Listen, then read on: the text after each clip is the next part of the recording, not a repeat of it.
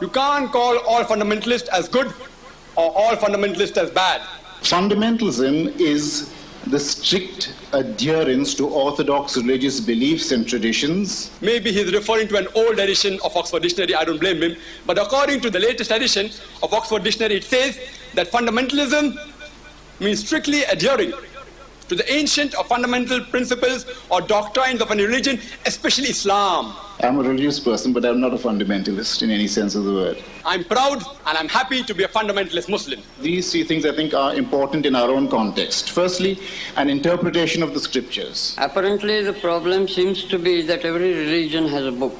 Secondly, a dialogue with other opinions, even if you don't agree with those other opinions. हम ये मानने के लिए बिल्कुल तैयार नहीं हैं कि हम किसी के साथ विचार नहीं कर सकते. Islam allows interpretation of the scriptures and Islam also allows a dialogue. हम ये मानते हैं कि धर्म में कोई परिवर्तन नहीं हो सकता.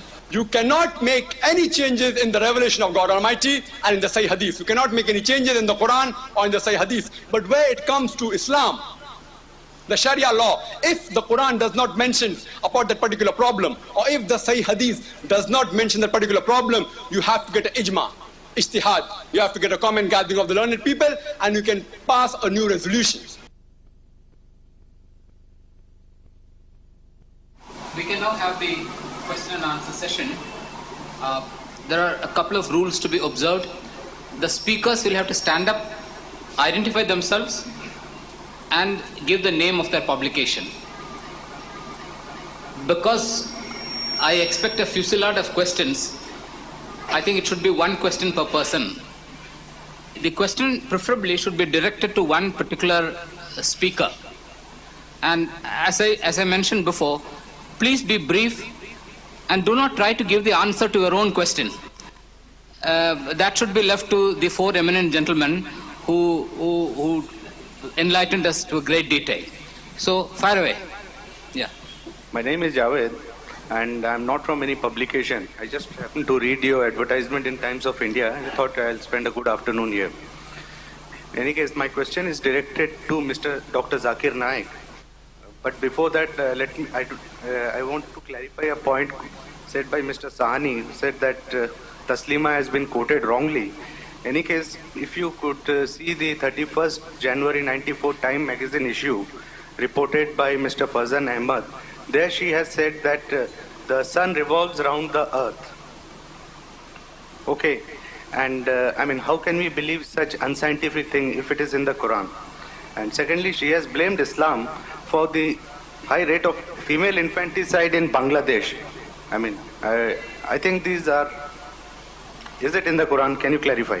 Brother Javed has posed me two questions. Depends upon the chairperson whether he allows me to answer both or not. I will answer the... He has the beginner's luck, so he has asked two questions. Okay, in future it won't be permitted, only one question. Okay.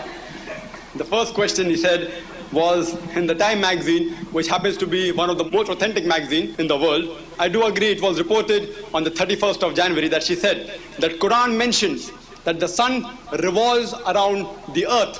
And if we believe in such teachings, how can we progress? I do agree with the second statement. If we believe in such statements, how will we progress? But regarding the first part of the allegation, that the Quran mentions that the sun revolves around the earth, I want proof. Qul hatu burhanakum. Let us produce a proof. Where does the Quran say that? What she's referring to, brother, is mainly a verse in the Quran. In Surah Al-Anbiya, chapter number 21, verse number 33, which says, هُوَ الَّذِي خَلَقَ اللَّيْلَ وَالنَّهَارَ وَالشَّمْسَ وَالْقَمَرَ كُلٌّ فِي فَلَكٍ يَسْبَحُونَ. that it is Allah who has created the night and the day, the sun and the moon, each one traveling in its own orbit. The same thing is repeated in Surah Yasin, chapter number 36, verse number 40. Kullun fi falakin yasbahun. Each one traveling in an orbit with its own motion. The Quran does not say that the sun revolves around the earth. The Quran says the sun and the moon, each one traveling in its own orbit. The Arabic word used is yasbahun, coming from the root word sabaha, describing the motion of a moving body. If you say a man is doing sabaha on the floor, it means he is not standing, it means he is walking or running. If you say a man is doing sabaha in water, it does not mean he's floating, it means he's swimming. Same way, if you use the word sabaha for a heavenly body, it means rotating about its own axis. So the Quran mentions the sun and the moon rotate, they travel in a motion, that is, they revolve, and they rotate about its own axis. Now again, this verse had put me a little bit doubts, because I had passed my ICSE in 1982 from St. Peter's School. And there in geography I learned that the sun did not rotate. The sun revolved, fine, but it was stationary. It did not rotate about its axis. And the Quran mentioned that the sun rotates about its axis. So I was a bit worried. And then I had to do a little bit of research. And then I came to know that according to the recent advances in science and astronomy, we come to know that even the sun rotates about its axis. And to prove it, you can take equipment in the laboratory, and since you can't look at the sun directly, the image of the sun can be put on a tabletop, and the sun has got certain holes, like black spots. And those black spots take about 25 days to rotate completely. So in short, the sun takes about 25 days to rotate. So the Quran is not backward, it is more up to date. I want to ask Taslima Nasreen that who could have written this 1400 years ago, that the sun and the moon, وَالشَّمْسَ وَالْقَمَرَ كُلٌّ فِي فَلَكٍ يَسْبَحُونَ, that the sun and the moon, each one travel in its own orbit, means revolving and rotating. Ask her. The Quran does not mention at all that the sun rotates or revolves around the earth. That's a misinterpretation. Since the chairman has given me permission regarding the second part of the question, and she has alleged that it is because of Islam that there is such a high rate of infanticide, female infanticide in Bangladesh. She alleged that. I want her to tell me, quote me one verse of the Quran which says that you should kill female children. In fact, according to the BBC report, in the program assignment, the title of that small clipping was Let Her Die. A British reporter, Emily Buchanan, she came from UK and she did a survey on female infanticides, and India happens to have the maximum number. And according to her, every day, more than 3,000 fetuses are being aborted on being identified that they are females. 3,000 fetuses in our mother country. And if you multiply this by 365, more than 1 million fetuses on being recognized that they are female are being aborted. Why don't you read it in the headlines in our papers? Let the papers give it on the front page every day until this female infanticide is stopped. And according to the Tamil Nadu government report, out of the live births of female children, out of 10, 4 are put to death. 4 are put to death. It had to be a Britisher to come and tell us Indians what's the rate of female infanticide in our country. Now coming to the point, what does Quran speak about female infanticide? She cannot quote any verse. I challenge her to quote any verse from the Quran which says female children should be put to death. In fact, if you read Surah Takwir, see I'm going with quotation. Taslima Nasreen only says Quran says that, Quran says this. How can a layman who has not read the Quran, or even if he has read the Quran, where will he find which verse says this, what she's saying? So you have to take it for granted. Give benefit of doubt that the Quran does say that the sun revolves around the earth, or you have to agree that it believes in female infanticide. If you read the Quran in Surah Takwir, chapter number 81, verse number 8 and 9, it says that when the female child, when she's buried alive, and when she cries out, for what crime has she been killed? On the day of judgment, she'll cry out, for what crime she has been killed? So female infanticide has been completely forbidden in Islam. In fact, all sorts of female infanticides and killing of children has been prohibited. It's mentioned in Quran, in Surah Al-Isra, chapter number 17, verse number 31, as well as in Surah Anam, chapter number 6, verse number 151, which says, kill kill not your children for want of sustenance. It is Allah who will provide you and your children for sustenance. In fact, Quran rebukes the thought of a person rejoicing on the birth of a male child and his face being sad on the birth of a female child. It's mentioned in Surah Nahl, chapter number 16, verse number 58 and 59. Hope that answers the question, brother. Father Pereira wants to say something on this particular issue. I just want to make a general comment, which I think is important at this stage. You often hear people say, oh, the Quran says this, which is an obscurantist thing. Oh, Hinduism says that, which is against progress. Oh, you can prove these things from the Bible and so on. Be very careful, firstly, when you hear things. Often these are vague statements made, as Dr. Naik has pointed very clearly, which have no reference at all. That's the first thing. Secondly, often religious scriptures are used by politicians and are used by obscurantists to support their own prejudices. Classic instance of racism and the Bible. You know that a lot of Western Christianity through the centuries has been racist, and they have used the Bible to defend it. It's absolutely false, but here it is politics which comes to use religion for its own purposes. Remember what I said at the beginning. Every religion has a liberative element which can emancipate you, but can also oppress you, depending on how these things have been twisted. So I make this general comment because often you hear statements like this, and then they will blame, okay, Muslims, see, Muslims, what else? Or Christians, of course, Christians, or Hindus like this, or Sikhs, whatever.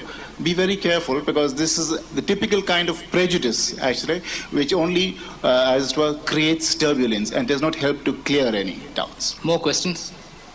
Ista Settlebat from Communalism Combat, Dr. Zaki Nayak, wanted to ask him whether he considers the attack on Dr. Bedar for saying that Hindus are not kafirs but murtads he was threatened with his life. Was that a fundamentalist attack on his life and freedom of expression or not? Sister has posed the question that the person, Mr. Bedar, who said that Hindus are not kafirs and they are murtads. Therefore, is it right that the fundamentalist, they threatened his life? Is that a curb of freedom of expression or not? And life. Again, 2-3 questions. Regarding the first part, that whatever that Mr. Bedar said, that Hindus are not kafirs, but they are murtads, does not have any base, because he may not be well versed in the Arabic language. What is the meaning of kafir? I told you that kafir means a person who conceals the truth or rejects the truth. It does not mean that a kafir has to be a Hindu. He can be a Hindu, he may not be a Hindu. I will come to the complete answer. So only if I justify the meaning can I justify my answer, sister. If I don't justify the meaning, my answer will have no relevance. Because Quran always says, Qul hatu burhanakum, produce your proof. While giving your answer, give your proof. Without proof, I don't give comments. So firstly, kafir does not mean a Hindu. It may be a Hindu, may not be a Hindu. And what is the meaning of murtad? Murtad is a Muslim who, after he has accepted the faith, he converts to another faith. That's called a murtad. So Mr. Bedar's explanation has got no relevance at all. Neither is it correct literally. It does not have neither a head nor a tail. Regarding whether those Muslim people, first, were they fundamentalists or not, I don't know. Were they right in putting a death sentence? I would say without proof, no one has the right to put a death sentence. If they gave an opportunity to clarify himself, and if he falters, or if he had abused the Quran, then it's a different question, depending upon what proof did Dr. Bedar give to those Muslim students. Otherwise, I would say that without any proof, if those Muslims have called for his death, it is completely wrong. It's against Islam. Hope that answers the question, sister. And if they have proof that it is right, then Can anyone call for a death sentence except the High Court judges? Fine, you can ask me a question. I thought my answer was over. The second question, I'll give a second answer. If it's based on truth, does a person have a right to pass a death sentence? It is like you asking me if the Indian government has proof that a person who has told the secrets of the country, of the army, of the navy, of the air force, has told to somebody else, and if he's caught and it's proved that he actually betrayed the country, the Indian government will punish with proof. Same way, if there is proof that he has betrayed or spoken something wrong, if there's proof, then I feel he requires punishment. Hope that answers the question. That's second part of the question. Is a death sentence, or if you say first part, no problem. Can you give death sentence? See, every crime, the punishments given are various. Like for example, if you read in the trains, if you pull the chain without any reason, 500 rupees fine and 3 months imprisonment. So if you're caught, one judge may give you 500 fine, the other judge may give you 500 fine and 1 month. Some judge may give you only 3 months, some judge may give you both. The punishment differs from each judge to each judge. Regarding what does religious fundamentalism talk about if someone blasphemes, we haven't used that word, but I'm using it. Someone blasphemes, what does the Quran say? I'll quote the Quran. The Quran in Surah Maida, chapter number 5, verse number 33 states that the punishment for anyone who wages war against Allah, against God Almighty and His Messenger, or strives, does jihad, strives with might and main, to create mischief in the land, his punishment is either execution or crucifixion or chopping off of limbs of the opposite side or exile. This is the law given in one verse of the Quran.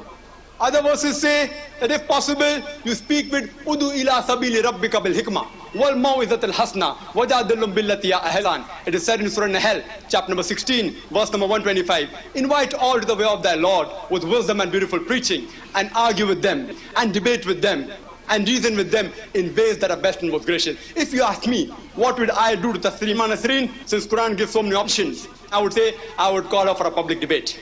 But the first alternative you would reject out of hand. That depends upon the judge. The punishment may differ on every judge.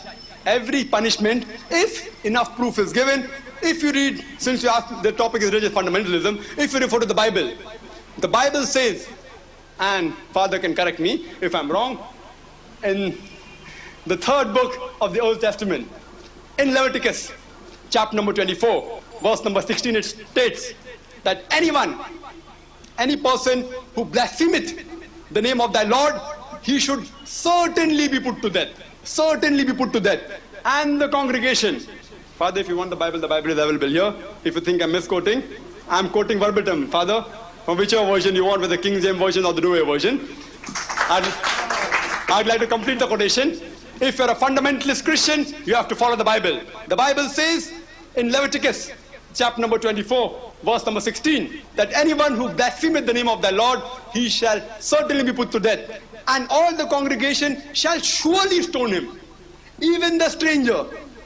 For anyone who's born in the land and blasphemeth the name of the Lord, he shall be put to death. So if you're a good Christian, what does the Bible say? Anyone who blasphemeth the Lord, he should be put to death. There may be other options also given in the Bible, but this is one of them. It's an important point, so let me give you a slightly different point of view. There's such a thing in the world as mob justice or rough justice or lynching. You're familiar with these terms. In the United States, for example, for many years, even until very recently, if you were a black, a group of white men could just say, he tried to rape my daughter, and they would lynch you on the spot. So in the same way, please realize that there's such a thing as rough justice, and a lot of this is taking place sometimes in Islamic countries. I have here a report on which comes in from Pakistan, and the title is "Blasphemy Laws Are So Vague That Anyone Can Be Murdered." I can give this to anyone if you want to make Xerox copies of it. It's unfortunate. Probably the only country in the Muslim world right now that has enough of ulema to handle these cases against the Shariat is Iran. That's why you never hear cases of this in Iran. But many other instances where you appeal to the Shariat or you appeal against to an interpretation of the Quran, and you find invariably that Maulana are much too politicized, and a lot of this thing comes from politics. So therefore, to say that Islam is responsible again is wrong. You've got to see the political context of a country, like Bangladesh, for example, like Pakistan, for example. like Algeria, for example, the Islamic Salvation Front, and other places like this. So this is very important to keep in mind. The instances of Dr. Bedar, etc., is what you'd call mob justice. I don't like you, you black team, come out, I'll kill you. And this is what they do, you're killed. Who has the right to execute? Only the state, after a due process of trial. The trouble is, in many countries, the democratic process is so weak, and we find this so in Bangladesh today. There's a fighting going on between the Prime Minister and the other opposition leader, between Zia and Hasina. And this is one reason why these things are taking place. Now they're coming out and say, no, don't ever threaten the woman, otherwise be careful. Note that the Maulana who has put that reward of 50,000 takas has not yet been arrested. There are 3 persons who have put rewards upon the head of Tasleen, but there's only the public notification has gone out that action can be taken, but no one has taken action yet. You see, many of these things do happen. And recently you had a case, probably you picked up in the papers, an Ayatollah Khamenei, I think, said that one Ayatollah can issue a fatwa which negates a previous fatwa. Why is it taking such a long time to say this? Why is it taking such a long time? Politics, you know from your own study of the whole Salman Rushdie case that the reason why Ayatollah Khomeini issued that fatwa was entirely political. You know it. So don't make Islam a scapegoat for the tricks of politicians. Don't make that.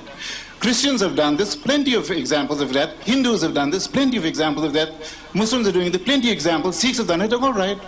You always have this kind of continual tension between religion and politics, and one will use the other. I'll give you plenty of examples from Christianity if you are patient to wait the evening. Plenty of examples.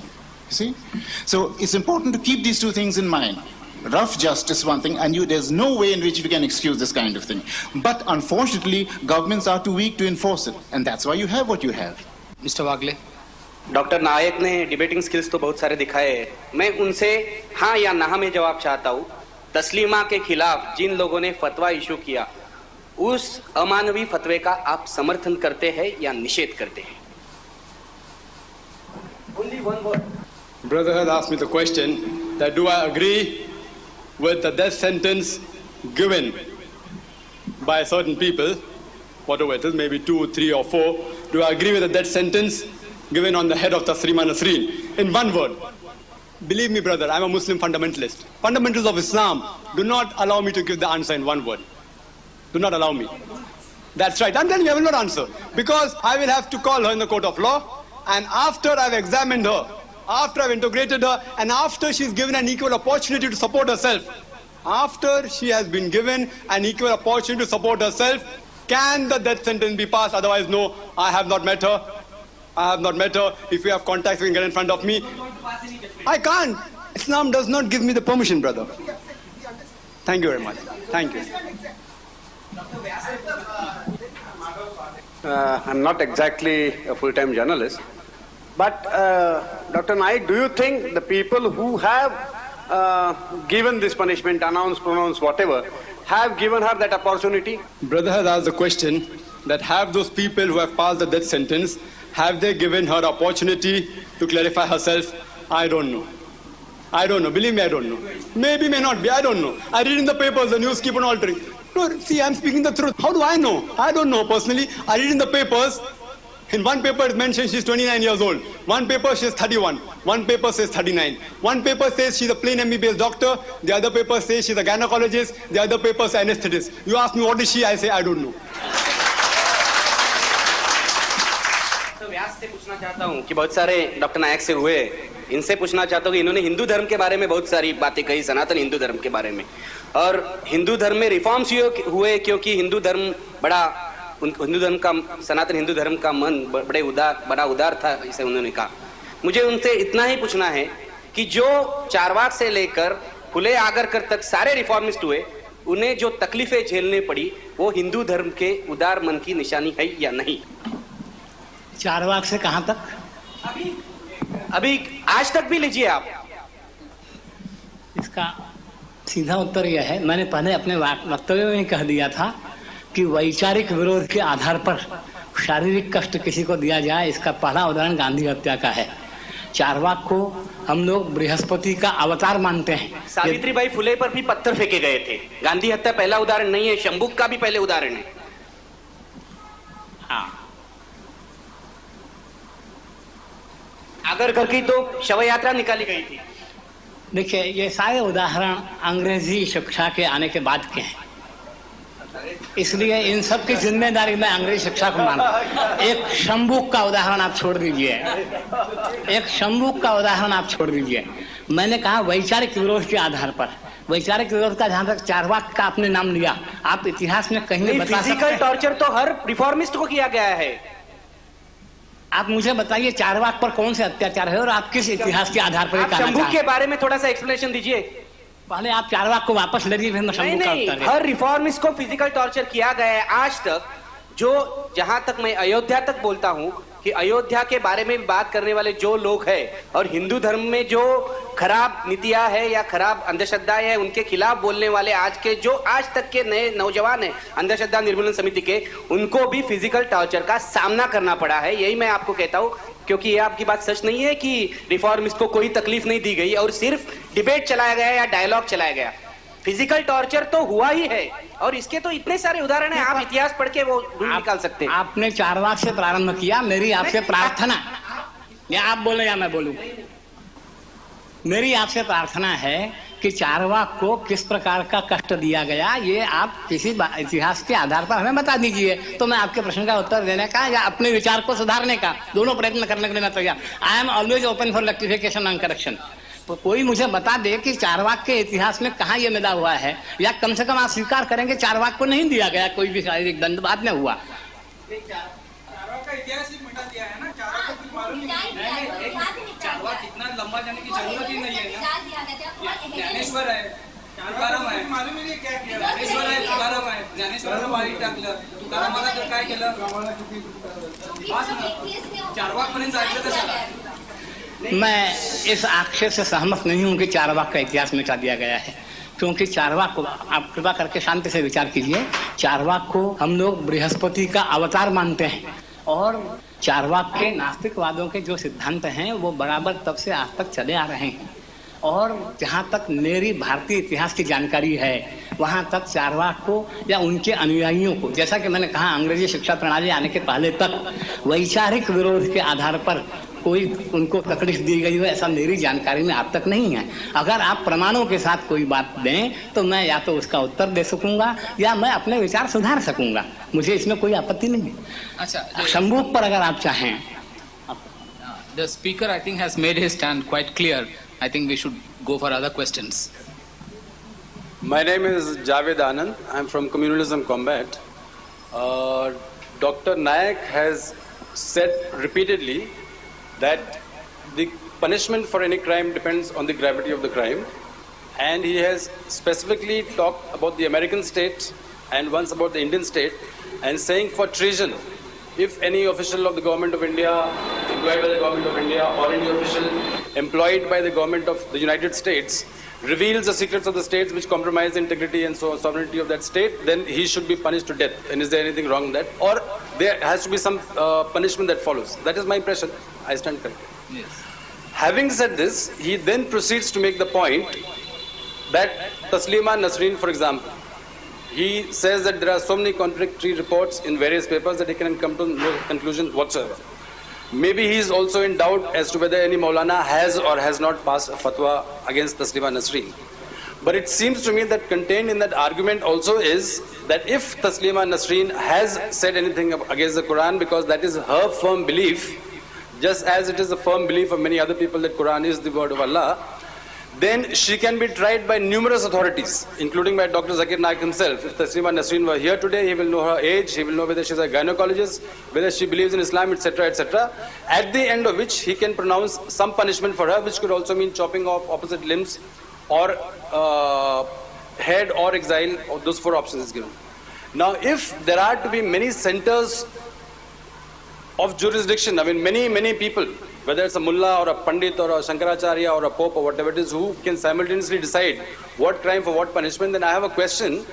I come from the district of Allahabad, from a village in Allahabad, where there's a mosque in which I have prayed for many, many years during my years. I know for a fact, most of us Muslims know for a fact, as also the Hindus of the village, that in that mosque on the outer boundary there are statues which could only have come from some temple or another. If some Pandit from my village in Allahabad decides that a temple was destroyed here a few hundred years back or whatever it is, and for that crime that Pandit sitting in that village decides that the Muslims of that village be killed and all the Hindus killed, all the Muslims or as many Muslims as they can, is there something wrong with it? Is this what he's suggesting? If he asks, please repeat the question, it is going to be very difficult. Well, I'll summarize it. Can there be many centers? Can there be many centers of decision making in terms of what constitutes crime and what is punishment? Brother, thank you for the short speech. In your short speech, you have asked at least 10-15 questions, if not more. Whatever I can remember, one question. That's all the previous thing is nullified. If I don't answer, don't blame me. Because they misquoted me saying that the Indian government can punish her to death. I didn't say that. Punishment. What punishment? Depends upon the law of the government. Coming to your second part. You said that even Dr. Zakir Naik can call her here, can ask her age, can ask her profession, and you said it in very beautiful. Fine, no problem. Please let me complete my answer. I gave you enough time to pose your question. Enough time, please give me an opportunity to answer. And even Dr. Naik can sentence her to death or cut off her limbs, etc. No, Dr. Zakir Naik cannot. Dr. Zakir Naik cannot. I don't have the authority. I can give a fatwa. Please let me tell you what's the meaning of fatwa. Again, you may not be aware of the word, Arabic word fatwa means opinion. But my opinion has got no value. Since we believe in freedom of speech, every individual has a right to his opinion, including me, including you, brother. You can, like Kushwant Singh offers her his home, he has a right to his opinion. I can't object. But I can't sentence her. Only a qazi has a right to give judgment and the verdict. There's a world of a difference between fatwa and a verdict. Fatwa, I'd like to give the example, like suppose a lawyer, he gives his opinion to the judge, but the judge can differ from the lawyer. The fatwa need not be a judgment. Let me remind you that, brother. I may be an expert, which I'm not. I, as a doctor, cannot give a fatwa on Islam. Fatwa, in my personal opinion, yes, as an individual, but not as a scholar, neither as a judge, because I'm not a judge. Regarding your one summarized question,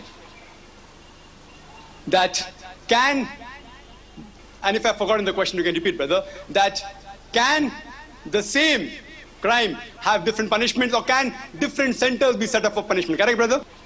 Can you repeat the question, brother? For example, that's right. For example, in India, there are courts of law, which are set up to decide whether a crime has been committed. If committed according to the law of the land, what punishment should follow. In your view, whether in India or in Bangladesh or anywhere else, one is the state which kind of gives certain authorities to the judiciary. Can there be other centers of... Brother is asking me that can there be several centers of giving judgment in India first, then I come to Bangladesh. I'm sorry, again he has misunderstood the Islamic law. In India, the Muslim Personal Law Board can only give judgment on personal issues like divorce, like marriage, like inheritance. They cannot pass their law on criminal cases because we have a common criminal law in India. So the question is baseless. Regarding Bangladesh, I don't know. Again, don't think I'm trying to avoid the question. Again, I don't know how many boards or how many courts of law are there in Bangladesh. But if you talk of Islam in the previous ages, there was something like Khilafat, there was a Khalifa, and he was the head. There may be small courts, like how we have a problem in the low court, you go to a high court.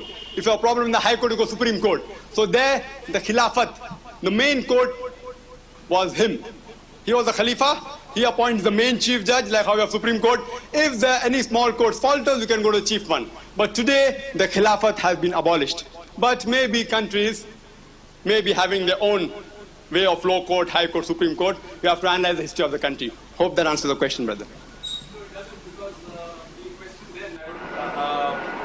It may be a new question, but I hope I have your permission to just ask one question, that you cannot be confused about one issue that some Maulana, however highly respected he may be, has not been made a judge or a small court or a high court or a supreme court in the country of Bangladesh, does he have a right to give a public call for the head of Taslima Nasreen? That's right.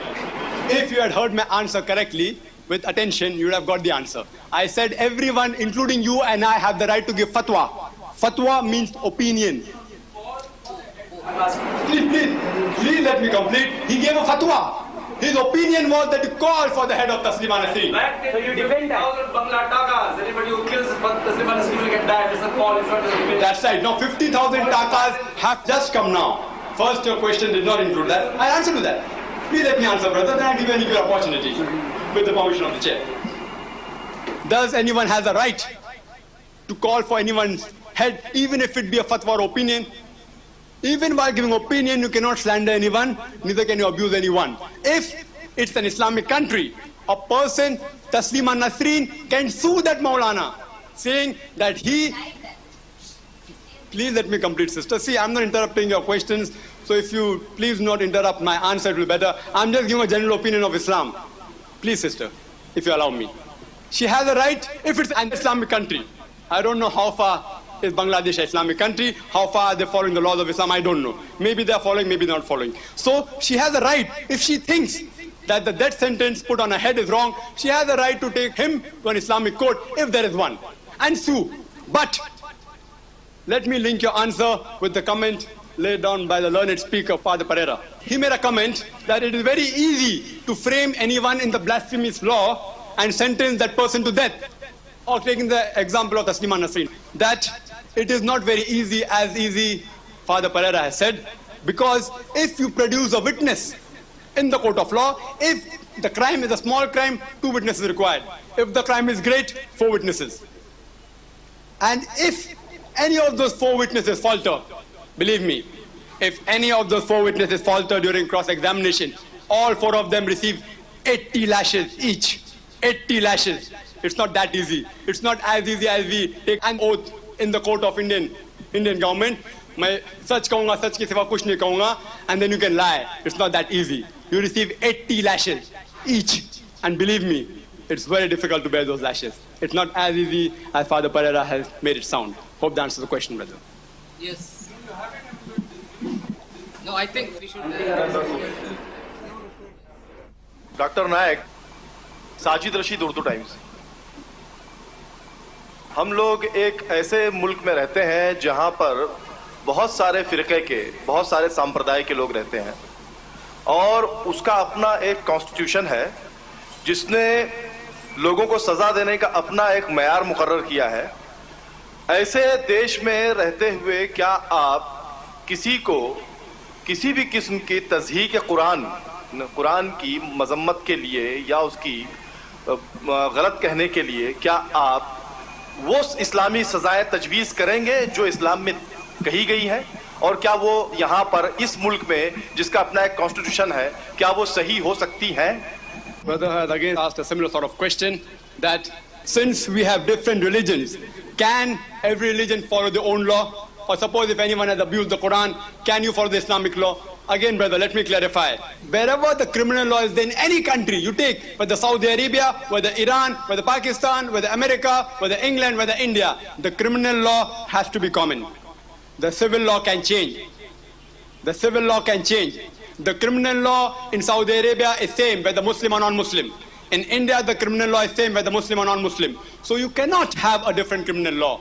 You can give your comments, but you can give your opinion whether that person should be given punishment of 1 year or 2 years or death sentence, whatever it is, but you can't practice it because you have to practice a common criminal law. If it's Islamic State, then you have to abide by the Quran. You cannot deviate from the Quran. But since India is not an Islamic country, we cannot implement the Quranic law where it comes to criminal punishment. Hope that answers the question, brother. I am Maria Sresh, a religious sister, and I want to ask Mr. Sahini, Ashok Sahini Shahani, why did you translate the book Raja into Marathi? At last, a simple question. Well, I translated it. One thing is because I like the book. Another thing was it was some kind of an atonement, because Taslima had the courage to write the kind of book she wrote. The minorities being put to trouble, a lot of suffering, torture in her own country, which is a Muslim majority country. Whereas almost the same, or maybe to a lesser degree, there may be some difference. The same things happened in the December and January riots in Bombay. But I found that no literary person here, I'm a Maharashtrian, no Marathi author has had the courage to say that it has put us all to shame. Taslima had that courage and she did it.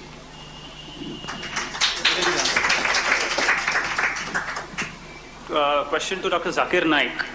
The fundamentalists of Bangladesh are themselves responsible for bringing Taslima Nasrin into the limelight by announcing hefty prices on her head. If they had instead ignored her and allowed her to have her say, this issue would not have risen at all, and perhaps it would not have come here to discuss this subject. Brother asked a very good question, that if the so-called, in inverted commas, Muslim fundamentalists, so-called I say, if they would not have announced the price on our head, we would not have gathered here today. I agree with you. But you put the blame on the Muslim fundamentalist, I put the blame on the media. Difference of opinion. Even if an obscure organization like BSSP, Bangladesh Sahaba Sainik Parishad, who knew of it? No one. Even if the leader of that organization, Maulana Habibur Rahman, and I do know, brother, that somebody has called for that sentence. If an obscure person, an insignificant organization, calls for that sentence, why does the Indian media has to highlight it? Front page. Imagine front page news. According to the High Commission, this is I'm quoting from the Delhi newspaper, according to the High Commission of Bangladesh, he said that the amount of news that the Indian media has given to Taslima Nasrin is not even 1% of the news that's there in the Bangladesh newspapers. So you ask me, are the Muslim fundamentalists to blame? You may blame them. I would say even if they are to blame, or whether they are not, irrespective of that, I believe the journalists of India and the papers of India, they are much more wiser. So they should not have highlighted it, and neither would be here to discuss the matter. Yes, brother. The Indian media has highlighted this issue in order to save her life, because she's the only person. She's a woman and she's helpless in front of all these religious fanatics. So the Indian media is only trying to save her life. That's right. Wait, please let me answer, brother, then you can continue the question. Brother, I said the Indian media tried to save from an obscure organization, insignificant Maulana Habibur Rahman. So today if you hear someone in the train saying, I'm going to kill the Prime Minister, you're going to give the headlines in your papers. No, it's a rhetoric question, brother. I don't want you to answer. Shh. Brother, please, brother. Brother, you have a right to ask a question later on. Let me complete my answer. So you said the Indian media. See, that's my opinion. My opinion can be wrong, brother. It's my opinion. I'm not saying my opinion has to be right.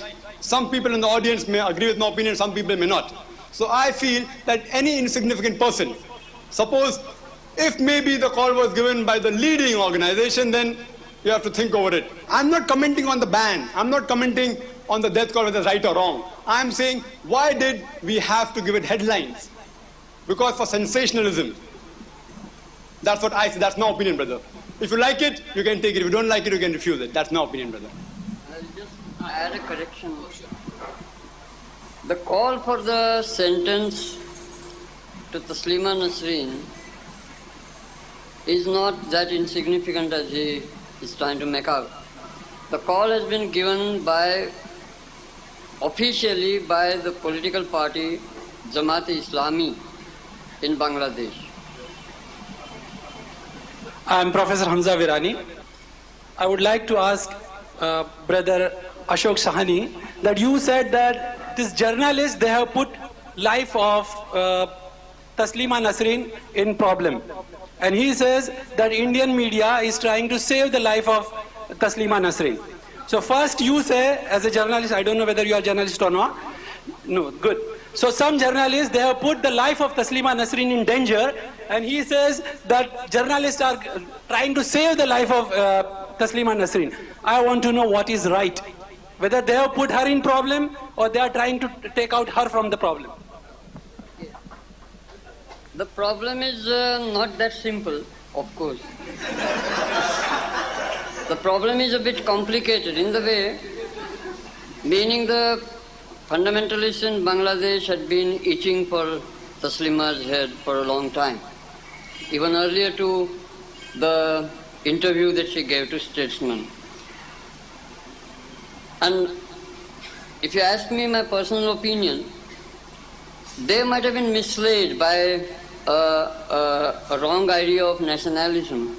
Because Taslima, on her way back to Dhaka from Paris, stayed in Calcutta, and on the top of it said that Calcutta is my second home. You tell that to anybody from Shiv Sena in Bombay, for instance. If Imran comes to Bombay and says that Bombay is my second home, I mean, the people in Pakistan are going to be bothered about it. Or even if a person like Gavaskar goes to the cancer hospital function, then there's a lot of hue and cry in the newspapers about why should Gavaskar go, and I mean, this is all mixed up. That's what I say. I mean, it's a bit complicated. But all the same, I mean, since the Statesman has not come out with an open apology, or open, unbarred, undeterred apology, that they had been the cause, they had been made the cause for this demand, I mean, things would have been different. मेरा नाम रवि है, महानगर से आया हूँ। मुझे doctor व्यास से एक सवाल पूछना है। आपने कहा कि हिंदू धर्म में संवाद का बहुत महत्व है, मतलब जो लोग खुद को हिंदू समझते हैं उन्होंने संवाद करना जरूरी है अपोजिट विचारों के लोगों से। बाला साहब ठाकरे ने नामांतर के सवाल के ऊपर किसी भी दलित से सवाल नहीं किया। लाल कृष्ण अडवाणी जी ने बाबरी मस्जिद के मसले पर किसी भी मुस्लिम लोगों से संवाद करने की कोशिश नहीं की। कोर्ट की तरफ से हो रही थी, वो भी उन लोगों ने नाकारी है। क्या आप लोग, आपकी दृष्टि में बाला साहेब ठाकरे, लाल कृष्ण अडवाणी, ये लोग हिंदू है?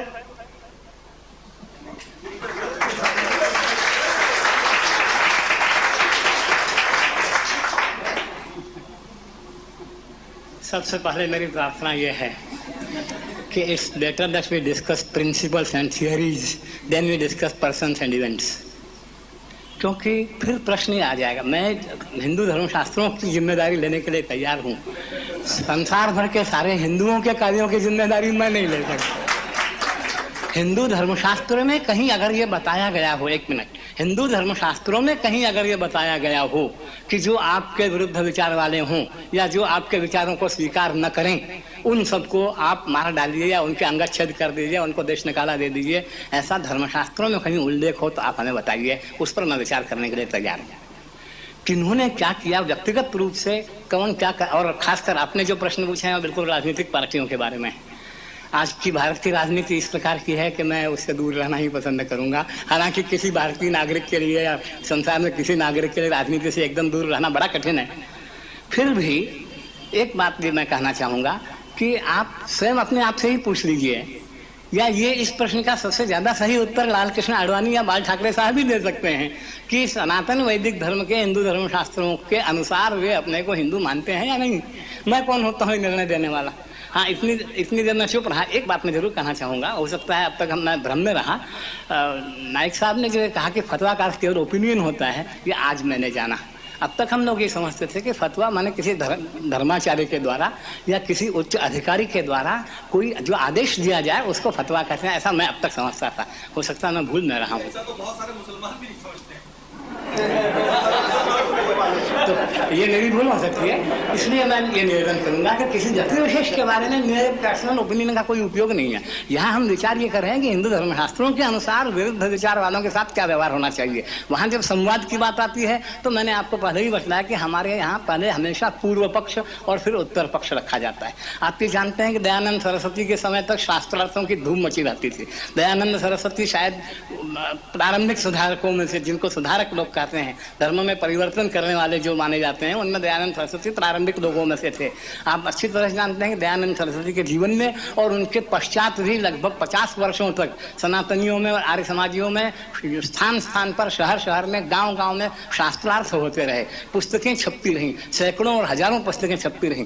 दर्शन शास्त्र में शंकराचार्य, रामानुजाचार्य आदि के विचारों में एक दूसरे के विरोध होते हुए आज तक हजारों पुस्तकें छपी हुई हैं। ये संवाद के ही तो उदाहरण है। आज का कोई एक नेता अगर किसी के साथ संवाद बिना किए कोई काम कर देता है तो उसकी जिम्मेदारी आप हिंदू धर्मशास्त्रों पर कैसे डाल सकते हैं? सवाल का जवाब नहीं दिया इन्होंने। That can't be helped. That you can always escape that. आपने ऐसा बोला कि यहाँ के कर्मों का फल परलोक में मिलता है, तो आप जो सनातन वैदिक धर्म के जो आप प्रतिनिधित्व कर रहे हैं, तो आपके हिसाब से कर्म किसको बोलेंगे? कर्म का क्या है डेफिनेशन? बहुत अच्छा किया आपने, बड़ा अच्छा प्रश्न पूछा, क्योंकि अन्यथा भी मैं ये चाह रहा था कि खासकर साहनी साहब ने जो अपने भाषण में एक बात कही थी कि the problem is that every religion has a book and we can't believe in a book written before 100 years or 1000 years or crores of years.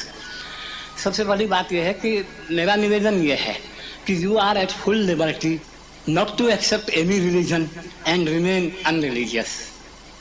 But you have no authority or you have no liberty to say that we do believe a dharma and do not believe a dharma granth. इस पर आप ध्यान दीजिएगा। हम नास्तिक रहना या परलोक को न मानना, इसकी छूट सबको है। आज के जमाने में भी है, पहले के जमाने में भी थी। लेकिन आप ये कहें कि हम धर्म को स्वीकार करते हैं लेकिन धर्म ग्रंथ में परिवर्तन करते रहना चाहिए, उसके लिए आपको मेरी बात का उत्तर देना पड़ेगा कि धर्म का फल अगर परलोक में मिलता है, अगर मैं इसमें इसलिए कह रहा हूं कि जो लोग ये मानते हैं कि धर्म का फल परलोक में मिलता है, उनकी ओर से ये प्रश्न है।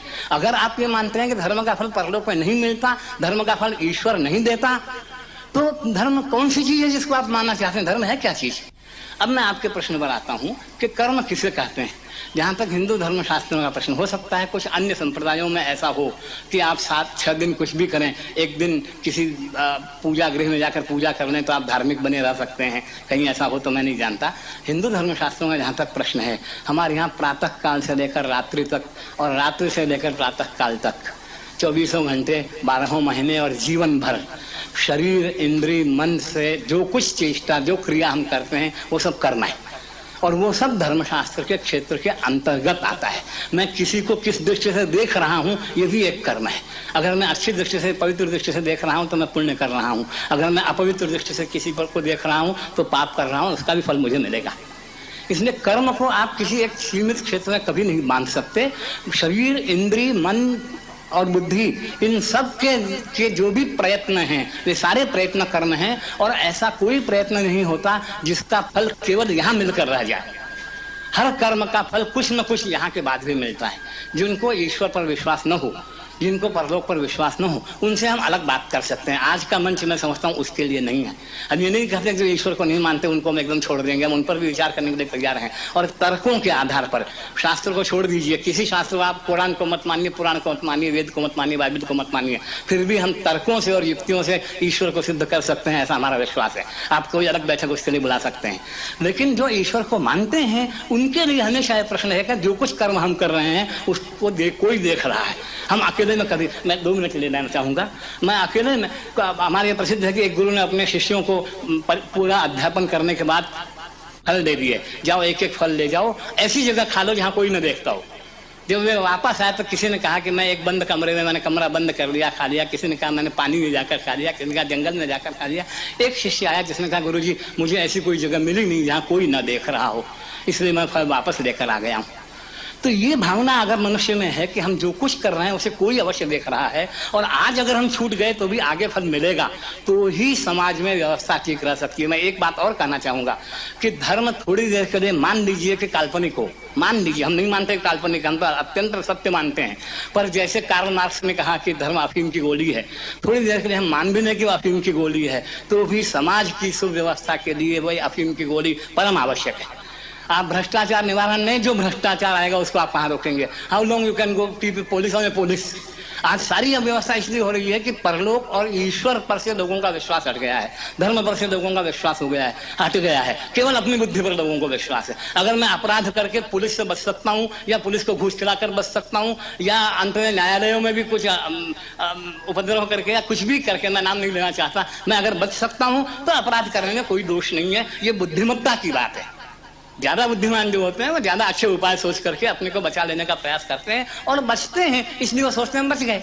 अपराधों के बढ़ने का मूल कारण ये है, आप जितना अधिक सेकुलरिज्म का प्रचार करते जाएंगे उतना अधिक अपराध बढ़ता चला जाएगा, इस पर आप ध्यान दीजिएगा। अंततः इन अपराधों को नष्ट करने का एकमात्र उपाय है कि प्रत्येक कर्म पर हम ये ध्यान रखें कि ईश्वर भी उसे देख रहा है। सुबह उठ के शाम तक सोने का कर्म वैदिक सनातन कर्म क्या है? आप बोलिए, सुबह मुंह धोना ये कर्म से नहीं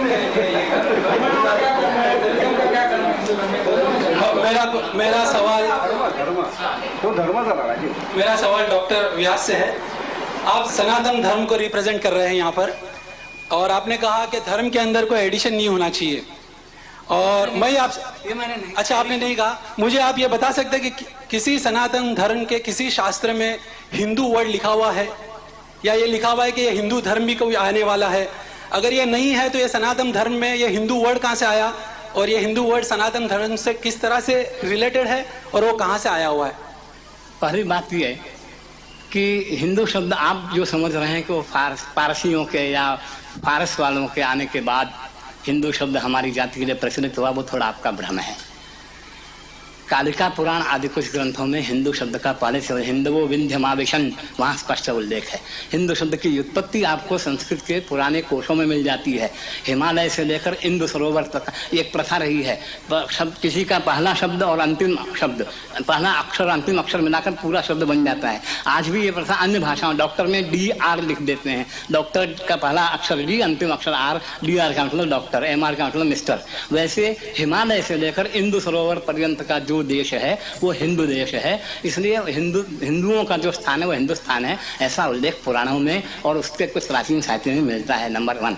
नंबर 2, भाषा विज्ञान की दृष्टि से अगर आप विचार करें तो सिंधु विदेशी जब यहाँ आए तो उनको सिंधु नदी सबसे पहले मिली, सिंधु के आधार पर सिंधुस्तान बना, और सकार का उच्चारण हकार करने की कई भाषाओं में प्रवृत्ति है। इसलिए जैसे सप्ताह का हफ्ता, सरस्वती का हरहवती, वैसे इस आधार पर भी सिंधु का हिंदू बनकर सिंधुस्तान से हिंदुस्तान बन गया है।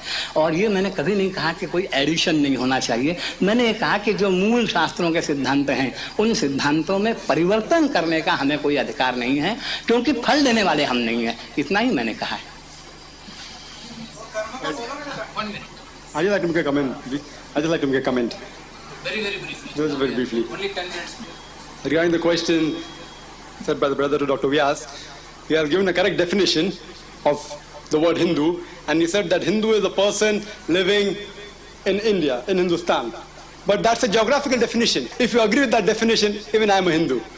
But what brother was referring to is the theological definition of Hinduism mentioned in the Hindu scriptures, which I, being a student of comparative religion, I don't come across any.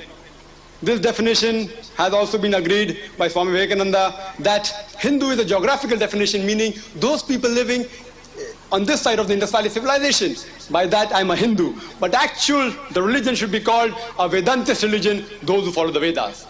And one more clarification regarding, you said that I had mentioned that fatwa is opinion. Yes, I did mention it. But if that opinion is given by the judge sitting on the seat of judgment, it is taken as a judgment and a verdict. So fatwa can also mean a verdict. Let me clarify. And Quran clearly states in Surah Furqan, chapter number 25, verse number 59, that if you are in doubt, ask the person who knows. So if the Quran speaks about medicine, and if you have a doubt, you will take fatwa from a doctor. I have a right to give fatwa when Quran is talking about medicine. I have a right. I have a right to opinion. But if it's talking about fiqh and masail, I can give fatwa, but it will have no value. You'll have to go to a faqih. So in the same way, if the fatwa is given by a judge sitting on the judgment seat, it is taken for verdict. But given by a layman, it is just a layman's opinion.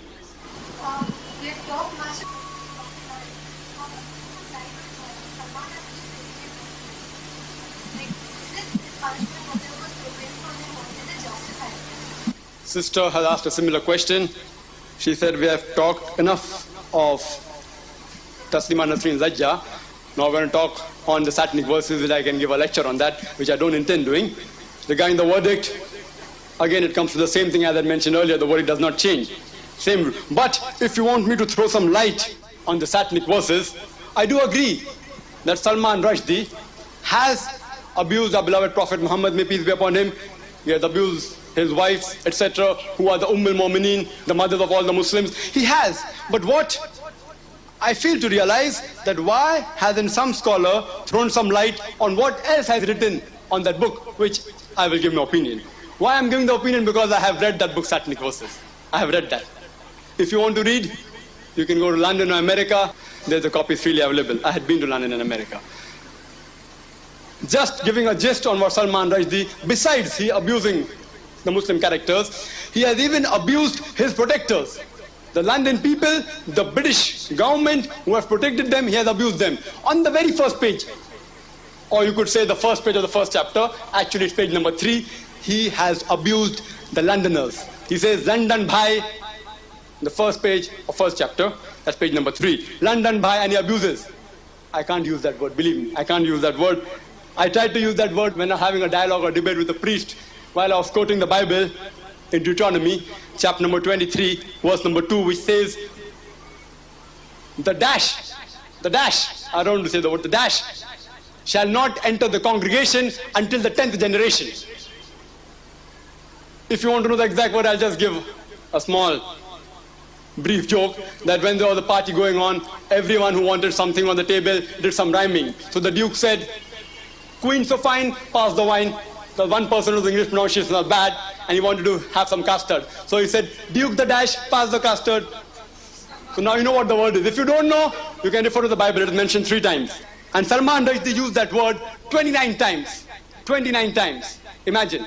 And the irony is that the British government speaks of freedom of speech.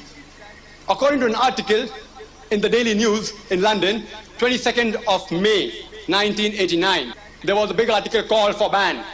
Ban for whom? Not for Salman Rushdie. Call for ban for Mickey. He was an actor from America. Mickey, he came and he used the 4-letter word for the policies of Margaret Thatcher. I'm sure you don't want me to repeat that 4-letter word. It is father, uncle, cousin, king. Still, if you don't know, ask the person who knows. He used that 4-letter word to describe the policies of Margaret Thatcher, and the MPs, the Tories of that parliament, they said, call for ban. Now Salman Rushdie uses that same word, but makes it active, adding ing, 4-letter, he makes it 7-letter. And in one paragraph, on page number 270, in one paragraph, he uses that word 4 times. 4-letter word, ing, making it active, describing the activities of Margaret Thatcher, and it goes down the throat of the Britishers. Why this biasness? An American actor uses a 4-letter word for Margaret Thatcher's policy, you call for ban. And none of those people who supported Salman Rushdie raised their voice to support that American actor. Why? Why the double policy? Because he uses it 4 times, making it active. And if you read that book, he's used that word 52 times, 1 for each week, 52 times. I've read the book, therefore I'm saying. And 5 times he's used only that 4-letter word. You can make a dictionary out of it. Ing American, ing allies, all these you can make a dictionary out of it. And he has even abused the Prime Minister, the ex-Prime Minister, who was the Prime Minister at that time. And he says that, and he calls it a nickname, like he does for all the characters. He is called the Chamcha. He personifies himself as Chamcha or as the Jibreel or Spunu. He calls Margaret Thatcher Maggie. And what he says, torture. You know what the meaning of torture? Torture means Thatcher. He says torture and full stop. 1 word sentence Beautiful. I do appreciate Salman Rushdie for his pen. One word sentence, torture full stop. Maggie the 5-letter word. I don't want to repeat it. It's a female dog. He says, torture full stop, Maggie the 5-letter word. That's right, I'm answering the question, brother. Because she said that she wants me to throw some light on the satanic verses and on the verdict of Salman Rushdie. Regarding the verdict, it remains the same as my previous answer. Regarding throwing light, I'm throwing light, brother. If you give me the permission, just a couple of more minutes. So that, how many of you out here knew all this was mentioned in the satanic verses? Oh, very good. 2, 3. So I'm 3. So did you know all this was mentioned? Do you know torture referred to Thatcher? Oh, very good. We have intelligent people out here, but the masses don't know. So, fine. Please let me answer, brother. Let me answer. I do agree that people will say that Margaret Thatcher, she's an iron lady. She won't get moved. She's very strong. I do agree. Even if you call her that 5-letter word, even if you call her a female dog, she won't get moved. But imagine if you go to her son, Mark Thatcher. You might have seen him on TV playing soccer, that rugby. If you go to Mark and say, Mark, Salman Rushdie has called you an SOB, son of a 5-letter word, I'm sure Mark will hammer you. He will not believe in freedom of speech. If you tell Mark that Salman Rushdie has called you an SOB, son of a 5-letter word, he will surely hammer you. Even the British people are sensitive, but their sensitivism is, everyone has different levels of sensitivism. Some people may be sensitive in particular word. Like for example, if you go on the road, brother, people on the roadside, they keep on abusing each other. Maa ke upar, bhen ke upar, the same word which Salman Rushdie has used in his. Imagine he uses Hindi word, bhen and 4-letter word. So, if those people, if you abuse that pie, he's not sensitive at all because he's used to abuse. But if you call him in a very plain language, which is less insulting than the abuse, and tell that maybe your mother is a prostitute, even that roadside man will feel bad. He will feel hurt. Every man is sensitive depending upon his individual field. And the British government, which calls for freedom of speech, it does not believe in freedom of speech, because when Sheikh Zidat said that give me 5 minutes on the BBC to quote only the verses that Salman Rushdie has said, and I will give 50,000 pounds to any charitable organization, they refused. ABC, American Broadcasting Corporation, they refused. He said, I will pay $50,000 only to quote. You believe in freedom of speech? I will quote Salman Rushdie's book, give you $50,000. They didn't agree. This is as far as freedom of speech goes. And regarding the verdict, sister, the answer is same as I gave for Taslima Nasreen. I'd like to say something, and very briefly. As I said earlier, the fatwa of Khomeini is inexcusable. If it could be revoked, or rather it could be revoked, as that recent news item said, about 5 years later now, since this thing, it could have been revoked 5 weeks later. But it's not been revoked because of political reasons. That's the first thing, as I keep on insisting. In many of these religious quarrels, look for the political angle in it. That's the first. Secondly, I don't think that Rushdie himself is entirely to be excused either. He has deliberately adopted what I would call a very Western, arrogant position. Now, if you believe in freedom of speech without responsibilities, be ready to take the reaction from wherever. So instead of going underground, I would have said, with all your money, stand up and be counted. If I abuse you in public, I should be prepared for a kind of reaction from you and not go underground. The very government that he abused earlier is the one that is protecting him. I think there's a great anomaly over here, but realize that there's no logic in these matters. Realize, for one thing, that there is, in the Anglo-Saxon world particularly, a growing feeling that militant Islam, in the Islamic fundamentalism, has now taken the place as enemy number one after the death of communism. Communism is no longer now any kind of military threat. Instead, it is now militant Islam. You know all these things from the Gulf War, you know, Iran, and so on and so forth. And that's why, as I said a little earlier, you must understand that a lot of fundamentalism comes from, firstly, a certain vision of society which is not shared by a Western secular ethos. Secondly, that a lot of countries in West Asia particularly are reacting to a lot of Western arrogance and reacting to a post-colonial epoch, whereas they would like to stand on their feet as independent nations and realize that they can't. Even the rich Arab countries cannot. You know that, for the matter of fact.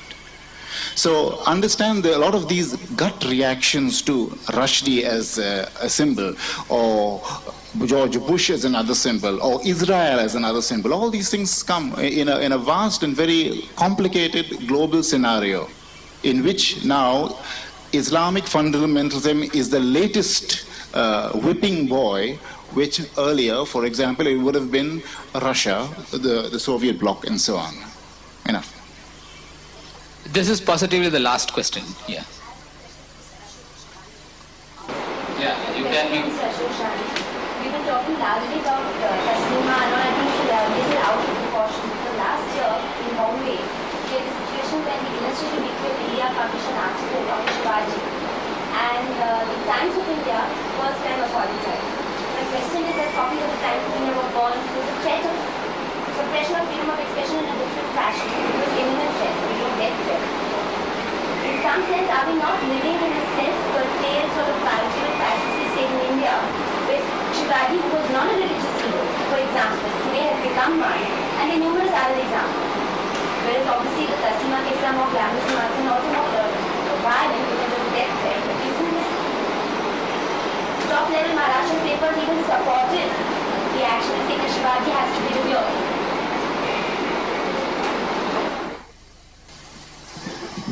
I entirely agree with you, and the point is just this, that if somebody is to be revered, then he has to be put beyond criticism. I don't think we live in a society in which that principle would work. I think everything needs criticism. Everything can be criticized. Why not? Why not? Whether it is religion, whether it's a religious person, whether it's king, or whether it's, those persons in power, why not? That is freedom of expression. So if you can allow me, because this question is to Chairman, please. Chairman? I want to ask you about yeah. I hope you are a journalist. Then this question will be to you. Okay. So as Brother Ashok Sahni said, that it is journalists who have put the life of Taslima Nasreen in problem because of irresponsible behavior. And we see that this journalist, they do irresponsible things. So what is the punishment to such irresponsible journalists in your society of journalists? Because of their irresponsibility, many problems are created in this country. So what punishment is there for those type of people in your society of journalists? I am a journalist by profession, but here I am a chairman. And chairman always says, no comment. So that is my reply. Anyone, is there to be a vote of thanks, or what is the procedure now? Pardon? What about the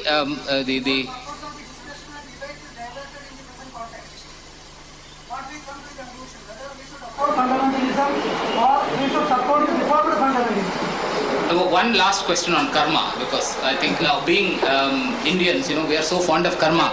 It's better to end with yes, last, positively last.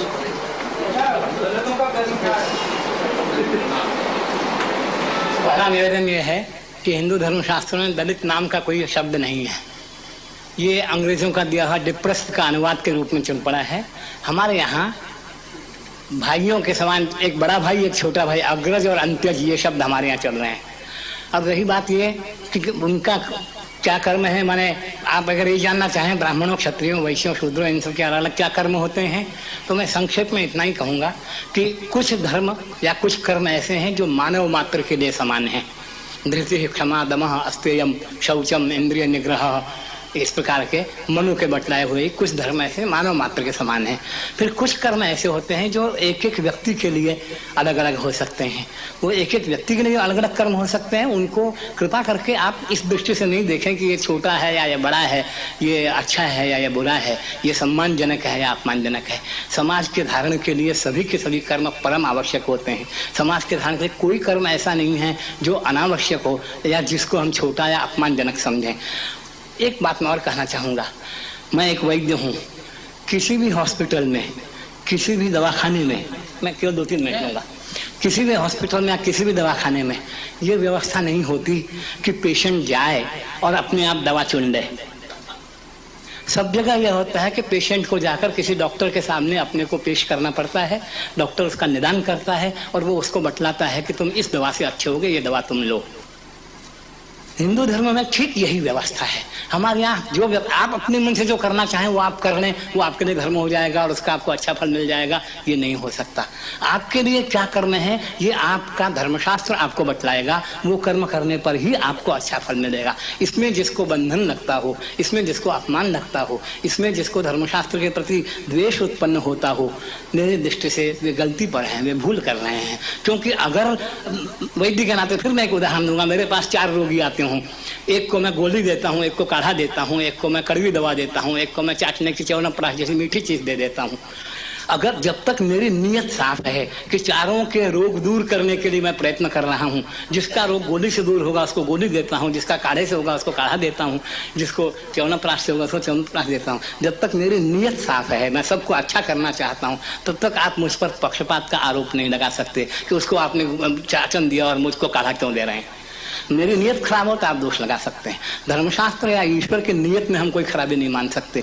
इसलिए किसका कल्याण किस कर्म से होगा ये ईश्वर और उनके बाद ऋषियों ने जो हमें बताया है उस पर विश्वास करने से ही हमारा कल्याण हो सकता है। मनमाना हम कुछ कर्म करके ये चाहें कि हमारा कल्याण हो जाएगा तो वैसे ही होगा कि आप एक ऐसा हॉस्पिटल खोल दीजिए, सब दवाइयाँ पड़ी हैं, रोगी आए कोई भी दवा ले और चला जाए, क्या परिस्थिति होगी आप सोच लीजिए।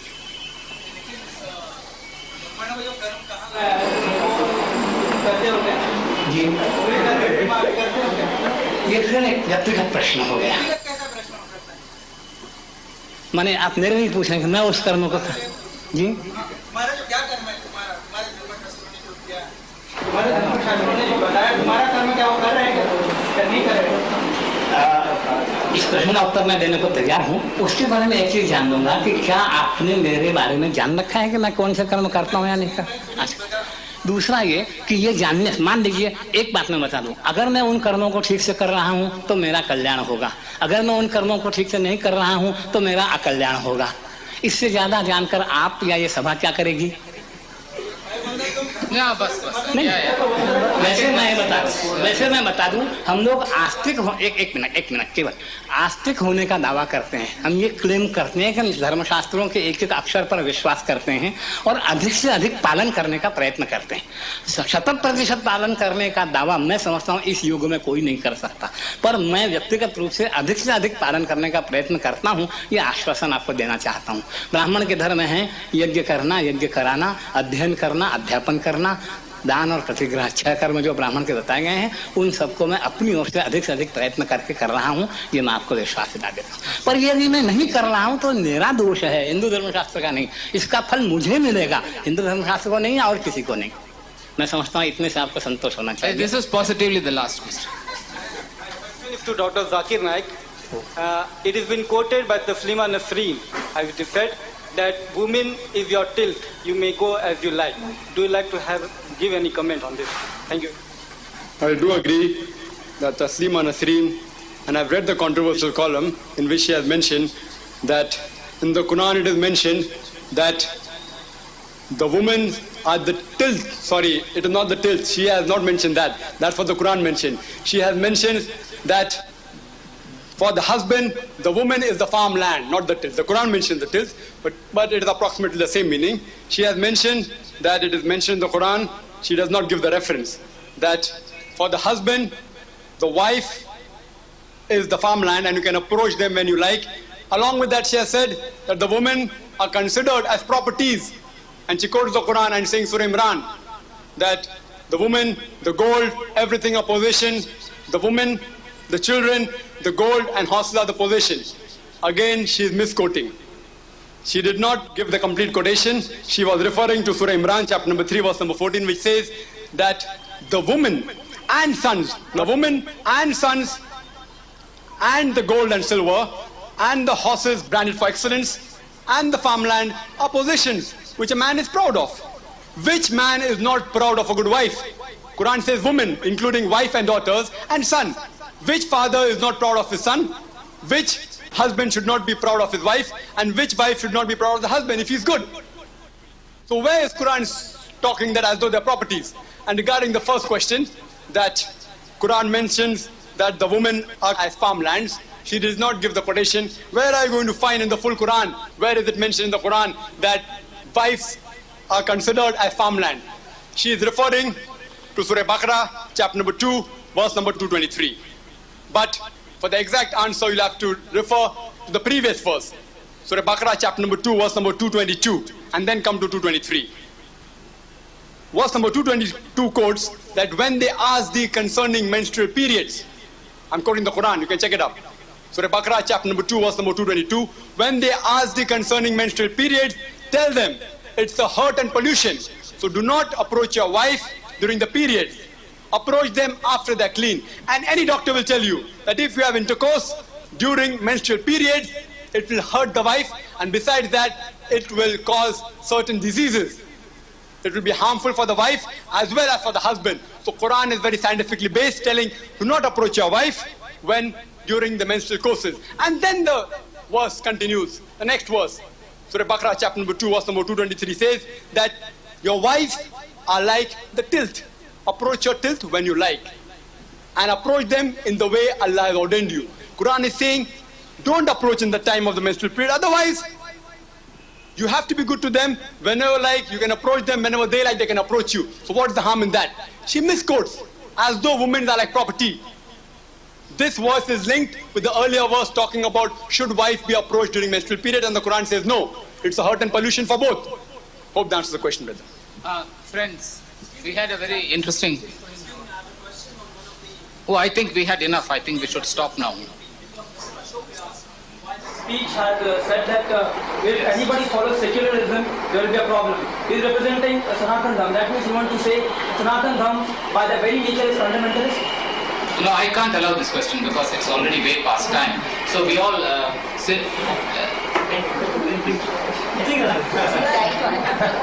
Well, since the learned my request to chairman is, but make it a very brief answer. That just we are talking about freedom of expression. There should be freedom of questioning also. Please repeat your question. If you follow secularism, you won't be able to solve any problem. That means you are representing Sanatan Dham. That means with the opinion or the view of Sanatan Dham, you want to say that by the very nature Sanatan Dham is fundamentalist. That means you want to go against secularism. Then how can you blame Muslim fundamentalism? There are three parts of this question. Firstly, 2 minutes, 2 minutes per part. All right. 2 minutes per part. Thank you. I thought 2 minutes for the whole question. Firstly, the secularism, the anti-word for secularism is not fundamentalism. The anti-word for secularism is theism. To believe in God, to believe in the world hereafter, to believe in the principle that whatever we are doing here, we have to answer somewhere. This is the principle against the secularism. So if we accept this principle, there will be solution for all problems. If you don't accept this thing, then problems will not be solved. I never said that fundamentalism is the solution for all the questions. Part 1. Part 2, I never criticized the Muslim fundamentalism in the way it's being done. If Dr. Zakir Naik is correct, the way in which he put the principles, that fundamentalism means that we should have faith and we should have knowledge of the fundamental principles of Islam and we should follow and practice it, then I 101% agree with him. This type of fundamentalism is always welcome. The unfortunate part is that many times every good thing is being misused. We should always know what is being misused. Whether Islam is misused, fundamentalism of Islam is being misused, or it is whether it is used properly or it is being misused. Anything even God can be misused. Even God can be misused. So the responsibility is of the person who is misusing the fundamentalism or misusing the religion. It's not the religion which is a block. It's not the fundamentalism in this definition which is a block. It is the misuse of religion, and misuse of what will not be blocked. Misuse of democracy, you are knowing what is happening. Misuse of secularism, you are knowing what is happening. And what was the third part of your question? Is it covered? Are you satisfied? Yes, we are all. Thank you very much. Thank you very much for coming for this program. Thank you very much for attending. Yeah.